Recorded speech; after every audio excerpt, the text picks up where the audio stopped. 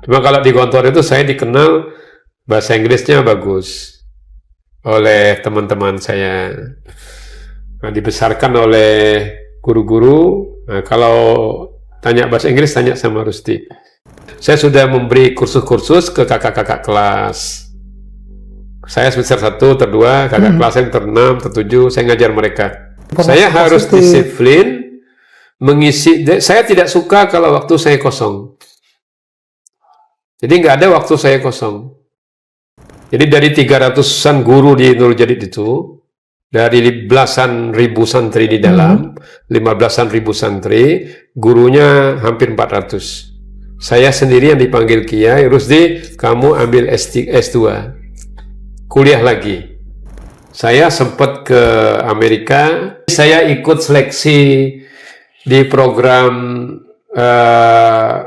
perbandingan agama atas nama Pondok Pesantren Al-Islam Kemuja. Oke. Nah, diizinkan, diseleksi dari 600 orang menjadi 250, menjadi 45. Jadi diinterview pakai bahasa Inggris dari Hawaii sana oleh Naim G. Steinman.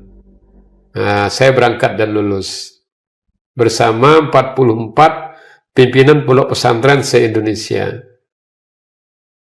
Assalamualaikum warahmatullahi wabarakatuh. Waalaikumsalam warahmatullahi wabarakatuh. Pemirsa Pangkapos dimanapun Anda berada, Bang Edi di program khusus Ramadan 2026 ini kita akan menghadirkan kisah ulama, kisah kiai yang ada di Pulau Bangka. Umumnya guru besar juga di Bangka Belitung ini. Beliau adalah Profesor Dr. Rusdi Sulaiman MAG. Oke. Ya, beliau adalah Dekan Fakultas Dakwah dan Komunikasi Islam YIN Syekh Abdurrahman Siddiq. Masya Allah. Terima kasih loh Prof, kami sudah diberi kesempatan untuk ngobrol, berbincang banyak soal figur seorang Profesor Dr. Rusdi. Baik, Prof, boleh kita mengawali obrolan hari ini, cerita hari ini dengan Prof. Dr. Rusdi kecil. Ini dulu seperti apa waktu masih kecil-kecilnya dulu? Saya ini enggak sesuai dengan besarnya gitu. Enggak sesuai dengan besarnya. Karena lahirnya dulu 7 bulan, beratnya 1,7 kilo. Prematur. Prematur. Tapi alhamdulillah lahir di Dinas Kesehatan Tentara, karena orang tua kerja di situ. Oke. Oh, di KT berarti ya? Orang tua asalnya Kemuja, desa Kemuja, ibu juga, kakek nenek juga dari Kemuja. Yang asal usulnya, kalau dari sebelah ibu itu, Haji Ja'far itu asalnya dari Pontianak. Kalau dari sebelah kakek, dari sebelah bapak, itu dari Jambariyah Siddiq. Jadi orang yang pertama kali naun ke Mekah, naun di Mekah. Jadi kalau orang dulu kan pergi haji, kemudian naun pergi lama dan belum pulang berpuluh-puluh tahun. Nah, jadi kakek nenek itu mereka lama di Mekah, paman-paman juga lahir di Mekah, kecuali orang tua bapak itu lahir di Kemuja setelah 2 tahun nenek tinggal. Nah, cuma kami keluarga bapak ibu sudah pindah ke Pangkal Pinang di tahun 60-an. Jadi saya lahirnya di Pangkal Pinang, belajar agama pastinya dengan orang tua kan. Ya. Kemudian pas usia SD, saya sekolah di SD 1 Pangkal Pinang. SD 1 Pangkal Pinang. Hanya siang sore saya sekolah Arab di Setia Utama. Jadi orang menyebutnya AIAI, Al-Ittihadiyah Al-Islamiyah. Yang dekat Masjid Permudi di sebelah Kerkop itu. Nah, baru kemudian di usia 12 di tahun 79 saya ikut, kebetulan waktu itu ada peran Haji Hormen Maddati dekat di pengelola Masjid Permudi itu, kami ke Gontor, ke Pondok Modern Darussalam Gontor. Itu SMP? Ya, SMP-nya. SMP langsung ke Gontor. Cuma di Gontor itu ada belasan orang. saya lulus tidak mendapat tempat. Yang satu lulus langsung masuk, yang lain tidak lulus.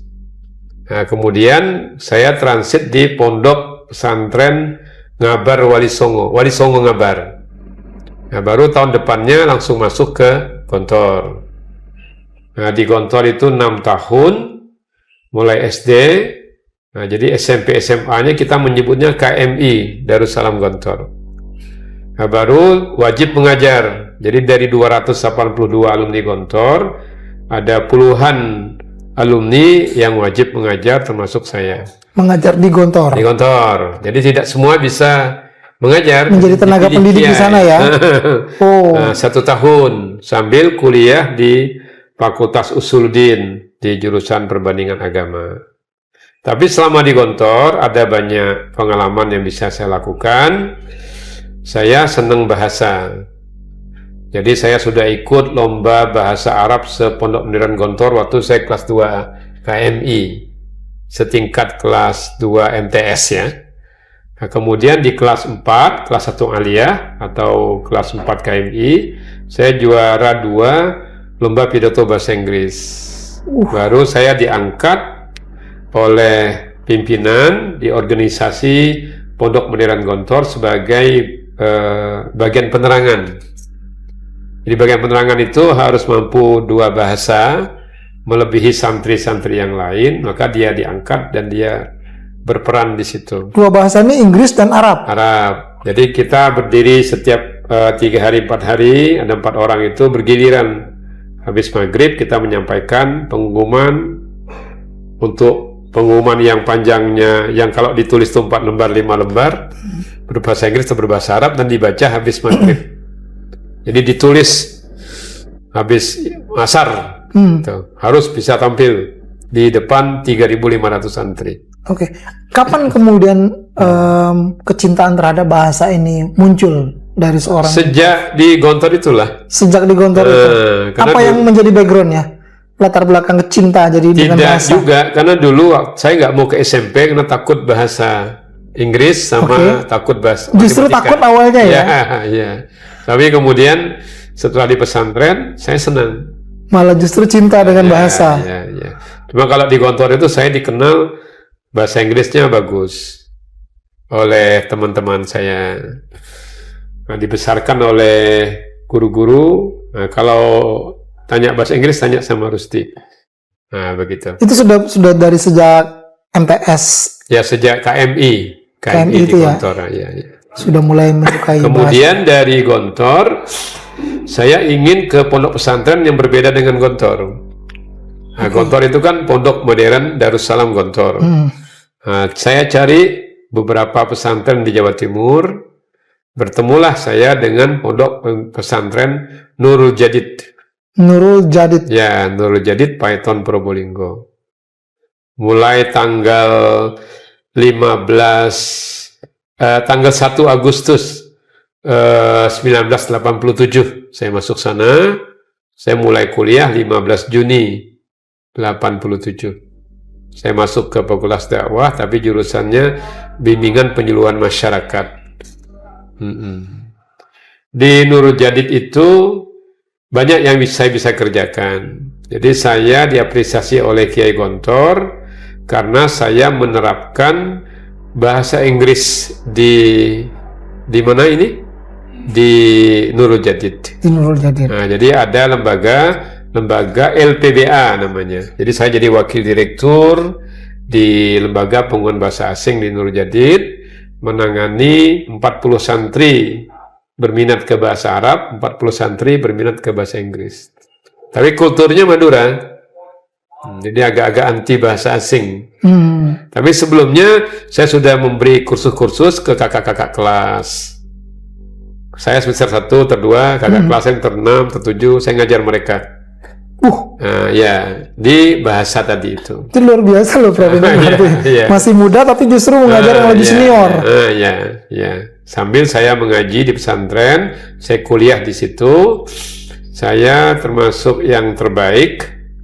3 tahun 7 bulan saya selesai, langsung diangkat saya menjadi dosen Jadi di sana di Nurul Jadid. Jadi guru dan dosen. Jadi saya juga ngajar bahasa Jerman di sana. Tunggu, bahasa Jerman ini kapan lagi munculnya nih? Belajar di Gontor otodidak 1 tahun. Jadi 3 bahasa sekarang. Sudah menguasai 3 bahasa. Bahasa Kemuje, bahasa Madura, wah. bahasa Jawa. Cuma kalau bahasa Madura saya bahasa halusnya saya bisa. Kalau Madura ya kasar. Saking pundi, tindak pundi kan begitu. Kalau bahasa Jawa, kalau bahasa Madura saya halus.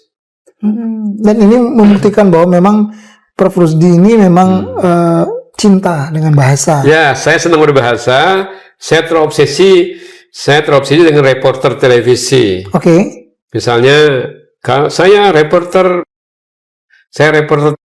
sedang ada di Hawaii misalnya, sedang ada di Belanda, sedang ada di Palestina, saya terobsesi begitu. Terobsesi karena bahasanya. Bahasa dan bukan terobsesi mau menjadi reporternya juga. Ya saya memang senang di situ. Kan saya di bagian penerangan tadi. Di komunikasi kan? Juga kan? Komunikasi. Maka saya cita-citanya masuknya ke HI, Hubungan Internasional.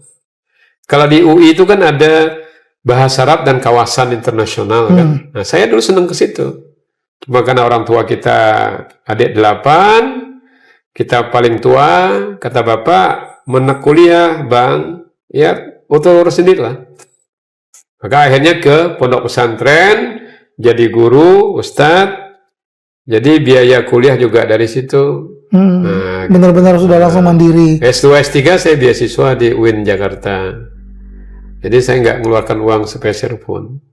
Semua beasiswa. Ya, bahkan saya pernah ngelamar jadi interpreter di KTT Non-Blok ke-10 di Jakarta. Saking saya senang dengan hal-hal yang sifatnya hubungan internasional. Ya, karena berkomunikasi tadi.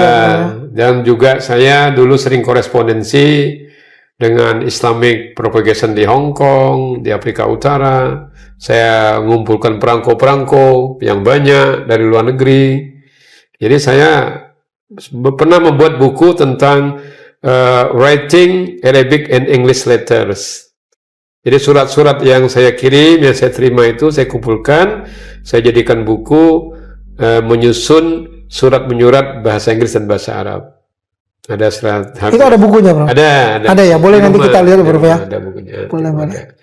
Dan menulis buku-buku ajar dulu di Nurul Jadid.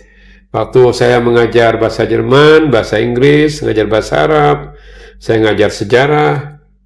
Nah, kalau di perguruan tinggi itu saya ngajar sistem berpikir falsafah, logika, mengajar Islamic Studies, studi Islam. Nah, jadi itu saya senang walaupun saya di sebuah pesantren yang awalnya secara kultural agak kurang berkembang, tapi menjadi berkembang.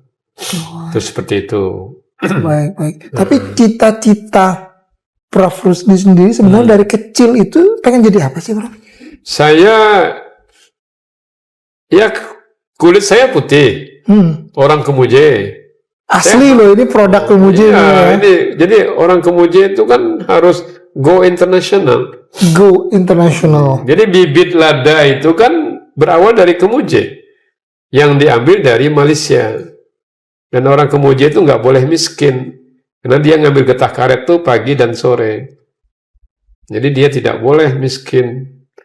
Nah, maka dia harus ya terus belajar, terus berkembang. Ya. Karena orang Kemuje lah yang menggagas di pertengahan abad 19 itu yang ke Mekah. Yang saya sebut dengan Jambariyah Siddiq tadi kan. Kakek-kakek kami itu kan, mereka sudah punya semangat. Kapan kemudian Prof. Rusdi setelah dalam perjalanannya akhirnya kembali ke Bangka lagi dan saya tuh sebenarnya diminta untuk menjadi pengurus yayasan di Nurul Jadid. Oke.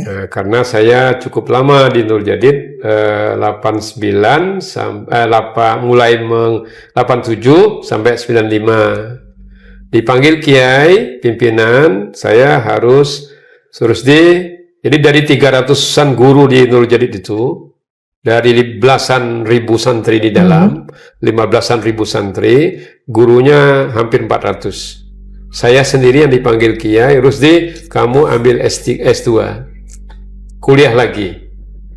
Kata Kiai, kalau main pingpong, main sama yang banyak cemesnya. Jadi main pingpong pun tidak boleh main sama yang bodoh, yang setara. Kalau saya bisa nyemes, skillnya tuh yang setara. Jadi yang harus lebih tinggi. Jadi saya disuruh pergi lagi, suruh kuliah.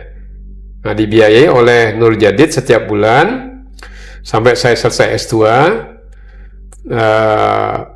Setelah saya berkeluarga dengan istri, istri saya kan Bondowoso, Quratul Faizah, alumni S1-nya juga di Nurul Jadid, sama-sama di Fakultas Dakwah, bimbingan penyuluhan masyarakat. Saya ke Jakarta, saya dapat beasiswa sebenarnya. Hanya uang hariannya saya dapat dari Nurul Jadid, 150.000. Udah gede waktu itu. Enggak, kebutuhan di Jakarta 300-an. Oke. Saya kasih istri 50.000, dengan anak 1 di Bondowoso, saya pegang 100. Tapi ada kegiatan saya di Jakarta, saya terjemah buku. Di Gramedia itu ada buku saya tentang pemberlakuan hukum syariah, itu ada. Terjemahan Prof ya? Ya, 570 halaman. Masya Allah. Saya terjemah itu 3 bulan, 1 hari 15 halaman, 10-15 halaman dalam bahasa Inggris ke bahasa Indonesia. Itu diterbitkan Raja Wali. Dalam 2 bahasa? Tidak, 1 bahasa. Dalam 1 bahasa. Waktu itu biayanya, ongkosnya 5.000 per halaman. Nah, jadi dapat 2 juta sekian. Aktif jadi, berarti Prof termasuk? Ya, kita harus aktif. Dan kita harus mandiri, karena kita anak tertua, adik 8. Kemudian kami, waktu periode kami itu, semua kami di PNS-kan oleh Menteri Agama. Jadi kami 100-an orang lebih itu diangkat sebagai PNS, dosen di tempat, tapi alat dasarnya harus ditempatkan di mana saja sesuai kebijakan pemerintah. Nah, terus saya izin ke Kiai di Nurul Jadid, Kiai membolehkan, kata Kiai Wahid, Rusdi, fisikmu nggak apa-apa di mana-mana, tapi rohmu sisahkan untuk Nurul Jadid. Begitu cintanya lo Pak Kiainya. Ya. Nah, kemudian saya ditaruh di Stein Bengkulu. Awalnya nih di Stein Bengkulu. Sekolah Tinggi Agama Islam Negeri Bengkulu. Cuma ketika saya ditugaskan di Bengkulu, saya setiap beberapa bulan masih ke Nurul Jadid. Jadi saya itu Jember atau Bondowoso, Jember, Nurul Jadid, Bengkulu, Jakarta, Bengkulu, sambil mengambil S3 program doktor. Berapa lama itu berlangsung? Kalau kami dulu ingin berlama-lama, jadi program doktor itu saya ambil 7 tahun. Solo 7 tahun? Iya, 7 tahun karena kita senang lama. Berarti ini memang disengaja ini? Disengaja berlama-lama? Disengaja lama. Tujuannya? Ya karena kita menikmati belajar itu di Jakarta. Karena di Jakarta yang ada perpustakaan lengkap Jakarta. Ya, perpustakaan lengkap di Jakarta. Yang kedua, jaringan juga di Jakarta. Ya. Akses kita, bergaining kita, komunikasi kita, hubungan kita ke mana-mana itu kan Jakarta waktu itu kan. Masih kan kita orang Bangka aja kan baru 3 bulan di Jakarta lah, lulu gua udah gaya-gayaan kan gitu. Jadi sudah Jakarta minded kita itu. Nah, jadi kita nggak boleh Jakarta minded, sekarang itu harus Bangka minded. Kapan akhirnya kemudian di Bengkulu saya langsung malam promosi doktor di Jakarta di 2007 akhir. Saya dikasih SK sebagai ketua panitia pendirian pasca sarjana S2.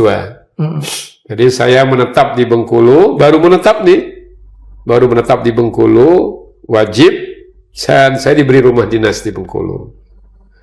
Jadi hanya ada 2-3 doktor yang saya dapat rumah dinas.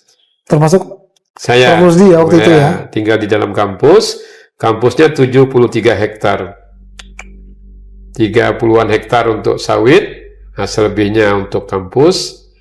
Saya hanya tinggal di Bengkulu 2 tahun 8 bulan. Tapi sejak di Bengkulu, saya sempat ke Amerika selama 40 hari. Tadi karena saya studi suka, juga nih? Bukan studi. Jadi saya ikut seleksi di program perbandingan agama atas nama Pondok Pesantren Al-Islam Kemuja. Oke. Diizinkan, diseleksi dari 600 orang menjadi 250, menjadi 45. Jadi diinterview pakai bahasa Inggris dari Hawaii sana oleh Naim G. Steinman. Saya berangkat dan lulus bersama 44 pimpinan pondok pesantren se-Indonesia. Tunggu, yang dari sini berarti Prof sendirian? Atau yang dari 45 Bengkulu orang? saya sendiri, dan dari Bangka adik saya Ali Ansori. Oh. Yang sekarang di BPMP. Alhamdulillah tidak lulus. Nah, jadi di sana kami ke Hawaii University di Hawaii selama 2 minggu, dan ke beberapa pusat-pusat agama lain juga, termasuk ke Buddhism Academic juga, ada sebuah university tapi milik Buddha, Buddhism Academic, ke sekolah Obama, kemudian terbang ke California, dan tujuannya ke New York. Di New York itu visiting school selama 2 minggu. Ke pondok yang ke sekolah public school yang sangat terkenal, Scarsdale Public School. Nah, jadi diapresiasi luar biasa. Itu menarik untuk, jadi sesuai dengan saya suka tadi kan. Walaupun tidak punya uang, tapi saya bilang tidak punya uang, tapi saya harus ke luar negeri. Dan itu bisa. Dan itu bisa. Bisa terwujud. Bisa terwujud. Benar. Lalu kapan kemudian Prof balik lagi ke sini? Saya setelah dari Bengkulu, alasan pesantren, alasan orang tua, saya ke sini 1 Januari 2011. 2011. Maret 2011 saya mulai nulis. Berarti ini dari Bengkulu langsung ke sini ya? Ya. Jadi tugas disetujui oleh Menteri Agama, saya pindah ke sini. Jadi Menteri Agama yang menyetujui, saya pindah ke ke Stein di sini. Awal di sini? Awal di sini dosen biasa, tapi saya sudah mulai menulis di 15 Maret. Beberapa tulisan ke Bangka Pos. Hanya pernah di 2006 itu tulisan saya waktu saya pulang ke sini, tindak pidana korupsi dalam perspektif agama. Ada arsipnya, tulisan saya di Bangka Pos dulu. Mulai menulis tentang agama, misalnya menyingkap tabir radikalisme agama, misalnya politik perempuan, misalnya politik silaturahim. Beberapa tulisan saya, belasan itu saya kirim ke Bangka Pos, dimuat di Bangka Pos. Artinya Prof ini tetap konsisten untuk menulis, menyampaikan informasi-informasi. Saya harus disiplin mengisi. Saya tidak suka kalau waktu saya kosong. Jadi nggak ada waktu saya kosong. Saya harus apapun bentuknya harus terisi. Harus terisi. Maka saya sejak kecil dari Gontor di kelas 1 KMI hingga hari ini, diary saya. Jadi saya dulu setiap tahun 1 buku agenda. Dan itu tercatat. Dan saya setiap minggu ada tulisan. Seperti itu. Maka tulisan terakhir itu, jadi 10-12 paragraf tulisan. Maka tulisan yang 2025 itu ada 30 tulisan, nanti jadi buku. Nah, jadi judulnya Memperkuat Peradaban Menuju Supremasi. Oke. Apa pesan yang ingin disampaikan dari kalau konsistensinya Prof dengan menulis? Ya, kita harus jadi khairun nas anfa'uhum linnas wa ahsanuhum khuluqa. Bermanfaat dan berakhlak. Jadi menyebarkan ilmu dan harus jaga diri, kepribadian. Harus melalui tulisan? Tidak mesti. kita membimbing sebagai dosen, kita tidak mempersulit mahasiswa. Nah, jadi di Bengkulu itu, di Jawa Timur dulu, setelah berkeluarga, sambil juga mengabdi di Nurul Jadid, saya punya lembaga namanya Madaniyah Center. Madaniyah Center. Ya, Center for Religious Studies and Community Development. Ya, punya beberapa divisi. Divisi yang paling utama adalah penerbitan dan publikasi ilmiah. Jadi kami menulis sudah belasan buku begini. Oke. Nah, ini kan salah satu buku yang kami tulis. Dan ini dibiayai oleh Polda. Termasuk ini juga ya, Prof? Ini buku juga ya? Ini tulisan saya. Ini saya dapat royalti setiap tahun dari sini. Masya Allah. Ini tahun berapa ini kali ini? Tahun 2014, terbit lagi 2015 atas permintaan penerbit. Kemudian 100 halaman di Australia, 200 halaman saya nulis di Kampung Keramat. Datang Direktur Raja Wali ke sini, dia lihat bagus, dia terbitkan. Jadi saya setiap tahun dapat royalti 11% dari hasil penjualan. Apa yang kemudian menjadi latar belakang ataupun backgroundnya Prof Rusdi untuk bisa melakukan semua ini? Tentu prosesnya panjang ya. Jadi saya dulu punya prinsip, perintah orang tua, perintah kiai, itu semua saya kerjakan tanpa menolak. Sam'an wa ta'atan. Pernah malam hari habis sisa itu dipanggil Kiai Wahid Zaini. Beliau lagi mengambil program doktoral di UNER, S3. Jadi makalah beliau saya bikin kadang, menambah-menambah. Malam hari saya suruh terjemah. Rusdi, ini ada 3 paket, 3 buku. Tolong terjemahkan 12 halaman. Sampai menjelang subuh selesai. Kata Kiai nanti habis subuh jam 6 serahkan ke saya. Nah, jadi saya serahkan ke beliau untuk persiapan makalah beliau di Unair Surabaya. Bagus ya Rusdi, insya Allah. Nah, kalau ada tamu-tamu asing dari Thailand misalnya ya, dari mana itu datang ke Nurul Jadid, kan sambutan Kiai pakai bahasa Inggris, welcoming word ya, saya bikin. Rusdi, habis subuh suruhnya, buat ini, berapa halaman Kiai? 2-3 halaman. Saya bikin 2,5 halaman berbahasa Inggris. Jadi Kiai saya membaca sambutan itu dari saya konsepnya. Nah, dari situ sambil juga saya sudah terbiasa menulis buku ajar.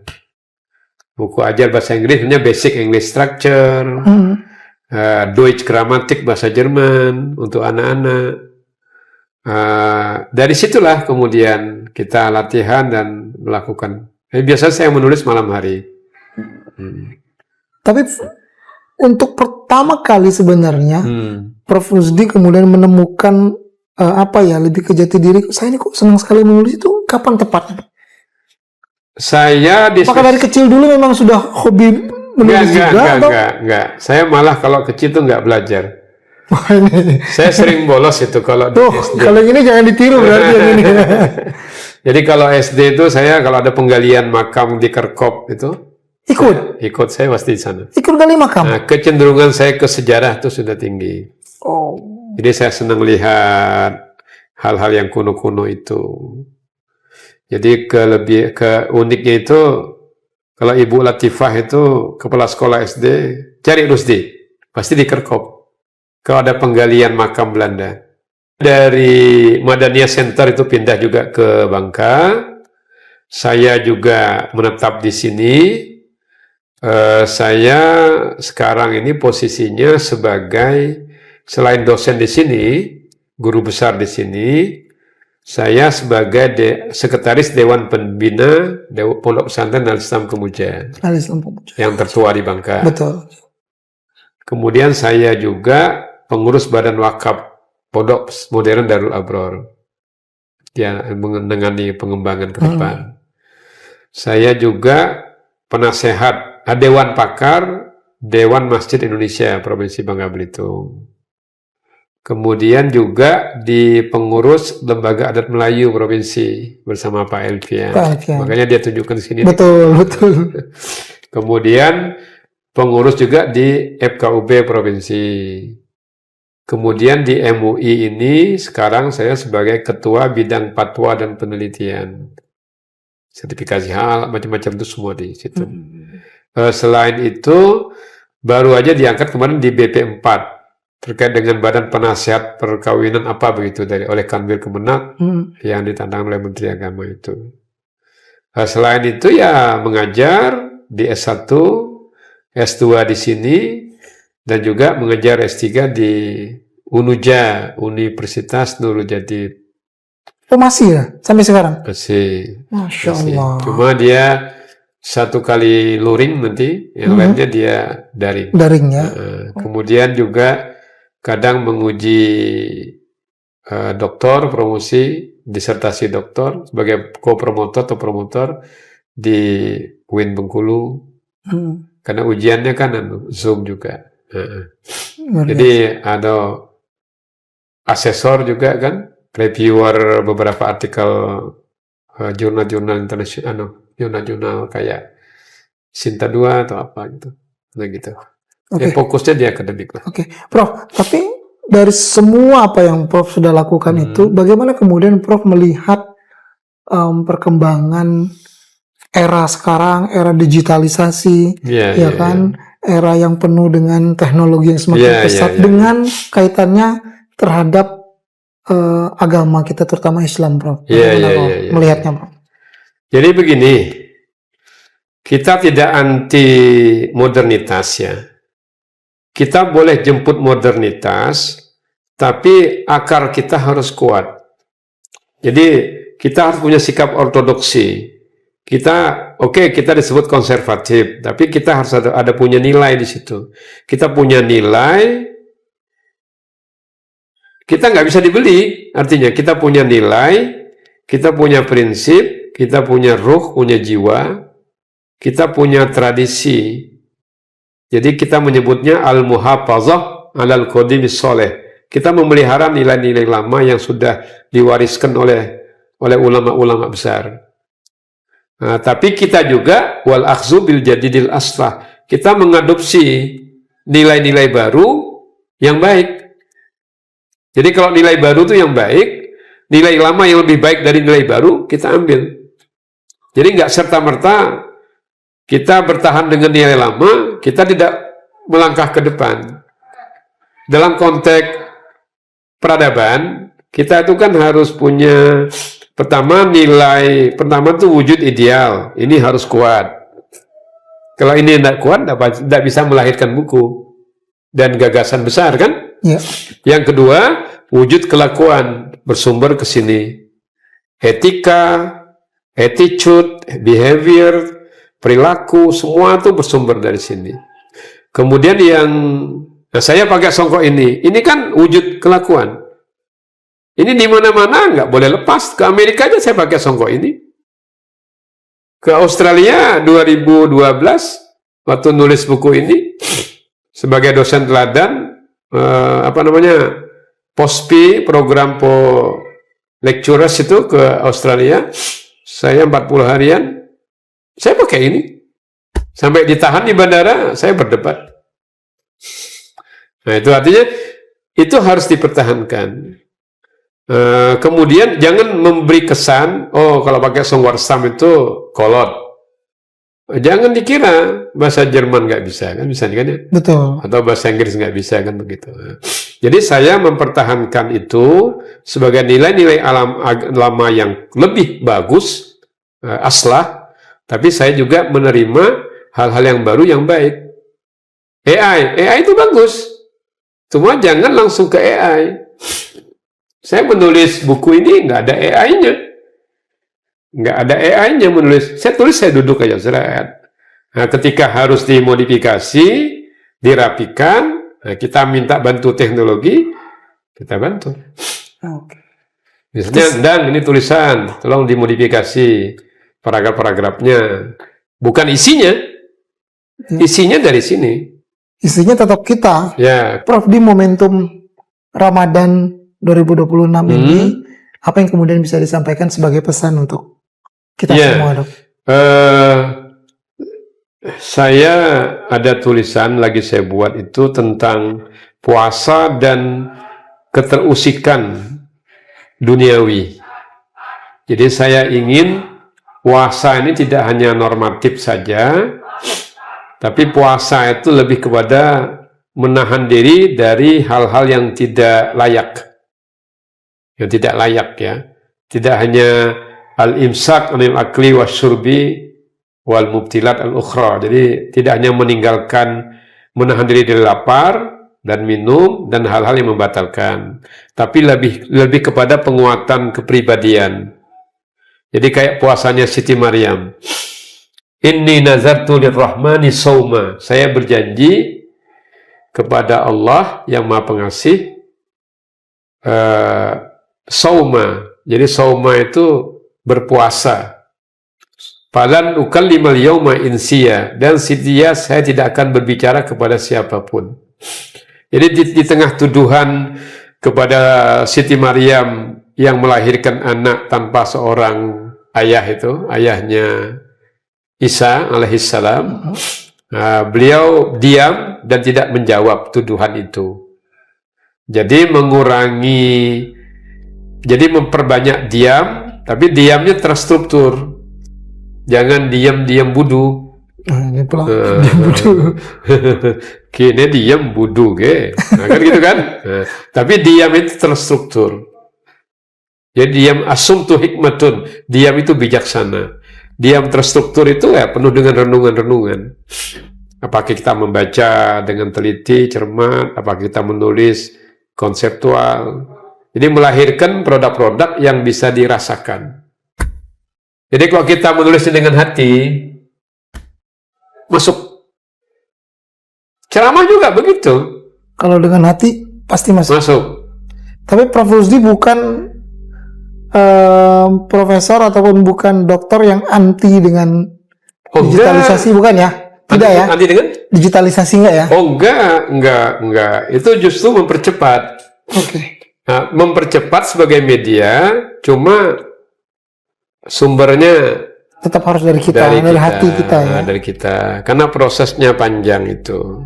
Terakhir Prof, boleh kita memberikan Prof memberikan pesan, memberikan semangat, motivasi, apalagi di Ramadan 2026 ini kepada kita semua lah. Ya, menyikapi modernitas, kita tidak boleh terlalu konservatif.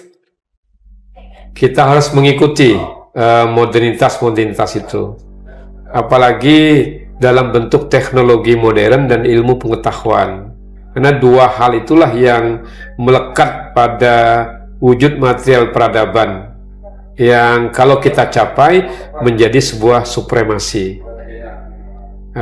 Tapi kita juga tidak boleh meninggalkan nilai-nilai yang lama yang memperbesar kita. Artinya the past, the previous, masa lampau itu sangat berhubungan dengan the nowadays yang terjadi sekarang ini dalam menuju the future. Jadi harus ada sinergitas antara yang lampau, sekarang, dan yang akan datang. Tiga hal itulah yang memperkuat manusia sehingga memiliki jati diri, punya kepribadian, punya integritas, sambil mengisi waktu sepadat-padatnya. Innal faragha wal jidata mafsadatun ayya mafsadatin. Sesungguhnya kekosongan itu dan kekayaan itu rusak dalam bentuk segala kerusakan yang akan mengusik kita di dalam menyikapi kehidupan kita. Jadi kita harus bermanfaat, memberlangsungkan diri kita. Jadi memperkuat kepribadian kita, bermanfaat untuk keberlangsungan kehidupan manusia di berikutnya. Nah, seperti yang saya katakan tadi, khairun nas anfa'uhum linnas, manusia yang baik itu yang bermanfaat bagi manusia yang lain, wa ahsanuhum khuluqa, dan orang yang paling baik akhlaknya. Demikian, mudah-mudahan kita bisa meningkatkan peradaban dan kebudayaan, dan yang terpenting kita harus berkualitas dan dibutuhkan orang lain. Hargailah orang ketika kita ingin dihargai. Sederhana bukan berarti miskin. Demikian. Baik, terima kasih Prof untuk waktunya. Terima kasih pemirsa, nanti kita jumpa lagi, dan Assalamualaikum warahmatullahi wabarakatuh. Download Tribun X sekarang, menghadirkan lokal menjadi Indonesia.